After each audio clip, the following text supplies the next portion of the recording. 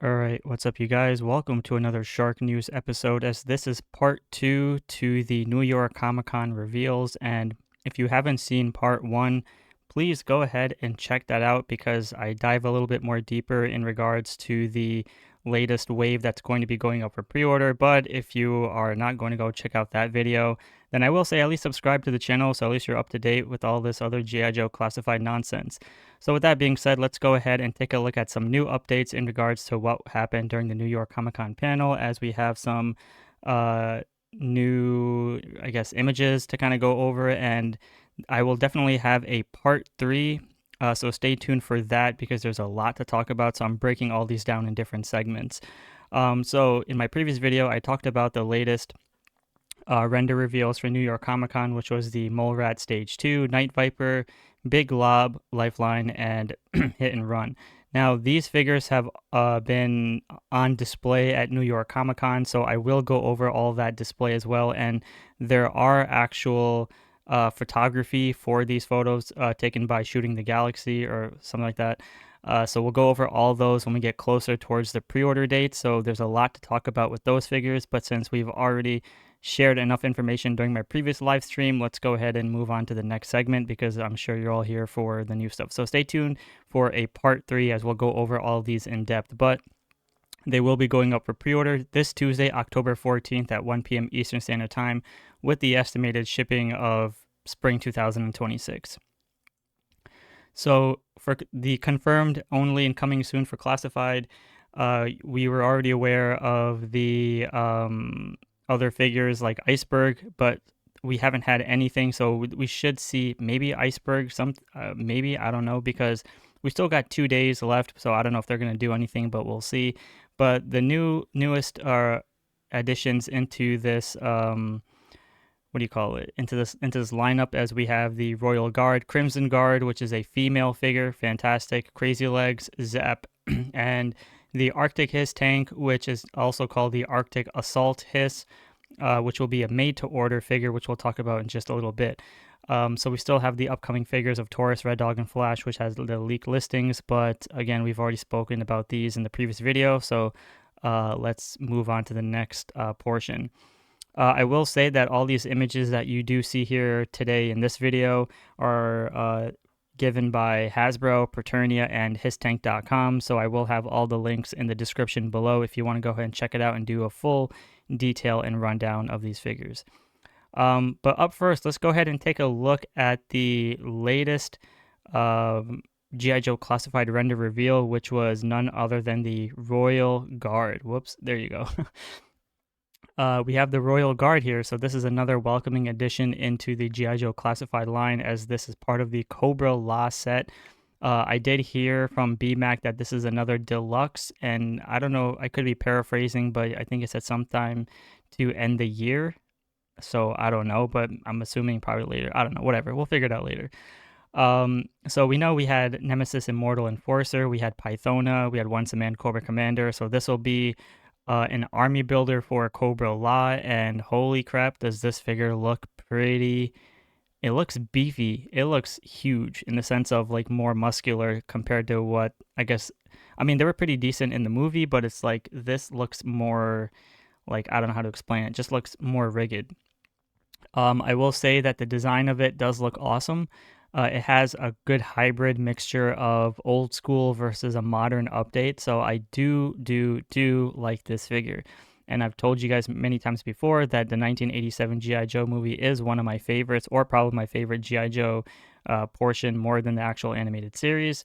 And that's what made me fall in love with G.I. Joe even more, although I did see the animated series, but you know what I mean. So the Cobra La is a force to reckon with. These characters basically beat the shit out of Quick Kick, Snow Job, Snake Eyes. Snake Eyes got bitch slapped, and holy crap, like that Arctic scene was pretty insane.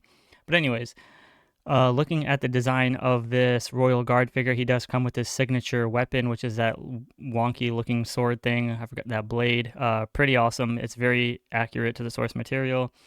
We did see those teases of those extra pieces you can add onto the figure, which will be great because now you can kind of army build many or multiple versions of these Cobra La characters, because if you look to the top right, not only do you see Um, Another alternate head sculpt, which is more on that bone aesthetic of like the color scheme of like that palish beige color.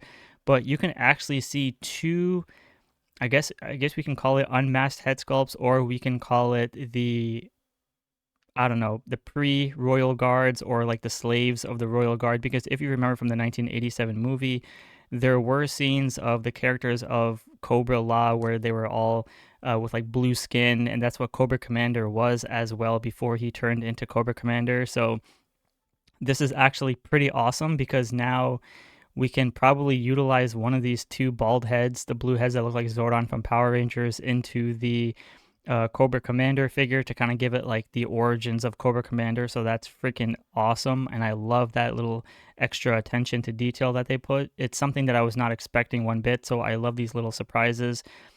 So those two extra head sculpts. So basically you can have one, two, three, four variants of this figure, or even up to 10, because think about all the versions you can create with this character. You can have one with just the way it looks now. You have one with all the added details or like the added accessories to peg onto the figure.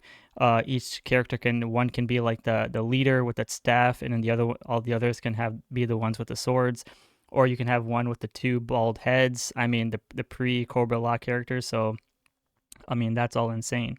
So you can also note here, one of the things I really do like is it does come with a cape.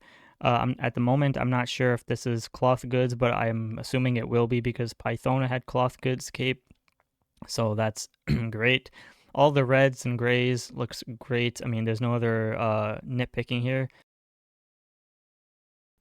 Um, One of the things I do like about this figure is he does come with those wings, kind of like the butterfly, moth, whatever you want to call it, wings, which does add great versatility for the figure because now you can make your Cobra Law figures fly with Nemesis, Immortal Enforcer. I don't remember them actually flying in the animated movie, but I do remember them jumping from different heights. So again, very nice attention to detail. This is going to be a great army builder. I know a lot of people don't like Cobra Law, but it may be too futuristic for them, but I think it looks pretty good. So details, design-wise, like it's a really great hybrid of old school and new. So I really do like that.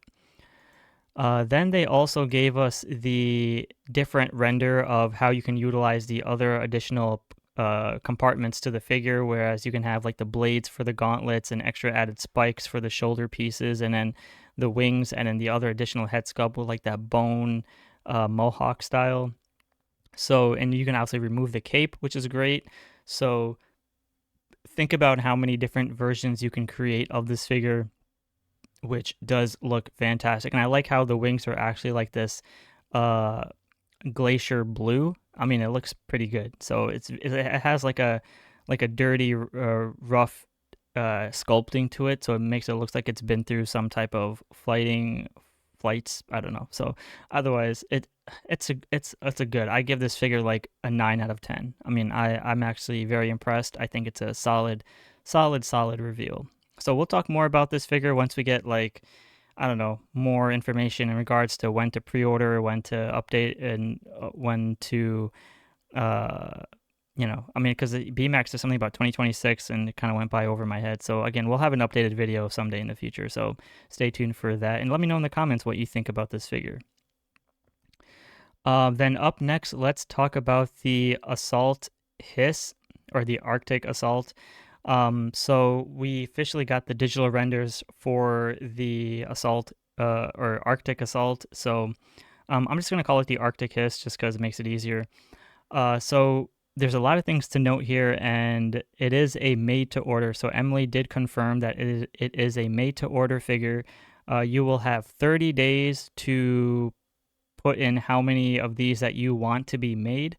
Therefore, I think I don't know if it, like, I don't want to use the term unlimited, but you can basically put in as much as you want. And then once that 30-day window closes, that's when they're going to go into production, which is kind of like, the best way I can put it is like, it's like a smaller scaled Haslab version, except this time you're not getting like the super duper hoopla of the Haslab, and it's not like you're only allowed to get 5. This one is like you can have an abundance, so at least that will tell them how many of these can be made. And we know that there are army builders out there in terms of vehicles, so it's fine for what it is. And we're seeing how we have the Haslab Snowcat. This makes perfect sense to have the white terrains, kind of the snowy terrains, go against the Snowcat, which is pretty good in my opinion. I mean, it's fine. Do I need this? No, I think I'm gonna pass on it. But if you guys like it, then 100% go for it. It looks great. I believe, I don't know the exact details for this just yet, but I believe it's stripped down from all its LEDs, and I think, I could be wrong, so correct me if I'm wrong. It comes with those other treads, and then the other covers for the treads, and then it comes with these extra red missiles and stuff, and it also has like a slightly new deco to it where it kind of gives you like a frosty vibe, and of course the color scheme is white, so kind of gives you like a little rail pieces to the sides and stuff, and it says Arctic HISS in the text. And yeah, so that looks pretty great. I have no objections to it other than yeah, I mean, otherwise, like, it looks good. I mean, if you want to get this figure, sure. Like, again, you're not going to have like all 3 or 4 figures. Like, there's not going to be, like, there is one figure which we'll talk about in just a few seconds, but it's not going to be one of those things where you have like all these uh extra components to be as tiers, because we can see like it has like the gunner weapons in the front already added. It's got extra missiles there on the top, and then you got the firepower, and then you already got the tier 1 treads there. So it's basically, again, a scaled down version of the Haslab with some things stripped away from it, but also an incentive to get, because the color scheme, and if you want to stay true to your Arctic theme. So now let's quickly go to the big reveal. Besides this, is that this is from Hisstank.com, so I will have the link in the description below. But there's actually a figure that, I don't know if this comes with it or this is a separate figure, but I'm sure it's going to come with it. We got a new kitbashed figure, which is none other than, I don't know what the name of this guy is at the moment, but it has the Snow Serpent body, and then it has the Crimson Guard, sorry, the Snow Serpent body, and it has the Hisstank driver head sculpt in white with gold visor and blue. So it's it's very interesting for that matter, just because if you look at it, it's just like, okay, it's just a white paint, like a newly colored Hisstank driver, but it's really the same Snow Serpent body. So I don't know how I really feel about this, but it does look good in the sense of, like, I like the whole pearly white to it, but it's just, maybe a new sculpt would have been fantastic. My thing is, like, imagine you're buying like a regular Snow Serpent, and then you take your regular Hisstank head sculpt, you pop that out and place it on top of your Snow Serpent, and that's basically what this is, except it's just not colored white. So I don't really know. Again, it's fine, it's decent. I'm just not too sure how I feel about it, but I think it's okay for what it is. There are some other photos here. We can see like the full body shot, again, really just same Snow Serpent and stuff. So it's cool. We'll talk more about this once they give us more official product shots and stuff, but yeah, like, yeah, I don't know how I feel about this. Let me know in the comments what you think about it. Otherwise, we do have the display, which if you go on hisstank.com, you'll see all the other figures that are displayed right now, but we'll talk about those at another video, just in case there's anything that comes out in the next day or two. But if we go to Paternia's Twitter account, link will be in the description.